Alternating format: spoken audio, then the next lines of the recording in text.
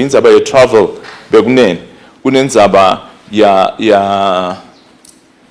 Minister ICT ngiyeva ukuthi bahlonishwa bayayithanza ukuthatha emoyeni intfo letiphathelene ne Minister ICT ngicela ukugcizelela ngibakhude bahlonishwa ukuthi sitithatha kakhulu emoyeni indzaba letiphathelene na ICT kuya kwa Prime Minister eGeneva bekungamenywa Prime Minister bekumenywe head of state. So nakumenywe head of state ngehead of state lokhetha ukuthi lothumako nokuthi lembili la kuyiwa khona kuyowendiwana kuye kubonakala ukuthi kubahlonipha labantu labalembili lebende lomsebenzi ukuthi nakumenywe head of state nangaye head of state kuye head of government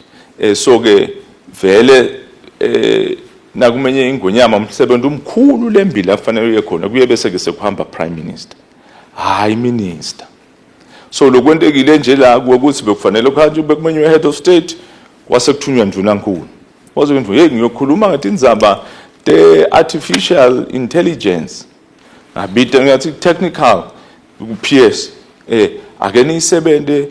nema technocrats ukuthi yini lesingayikhuluma le kanjani bese niyabuya ngiyangibriefa kwendeka lokho kwase kusinaso khanje ngathi hey angihambe naye namunye lo technical la nase kukhona kufanele ngikushinje la kule ngikhulumo yethu ngikhona ukukushinja uthi minister bemenyiwe noma bangamenywa angadi next sengeke ke mine nami uhambo lo ngasilo lwami bese sengiyahold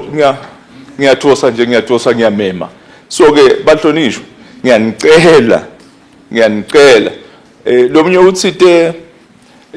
ukuthi bakhona bahlonishwa la bese bathi nase kukhona labakudzinga kubethe ku prime minister kodwa kubalikhulu ukuthi ku prime minister lesikhathi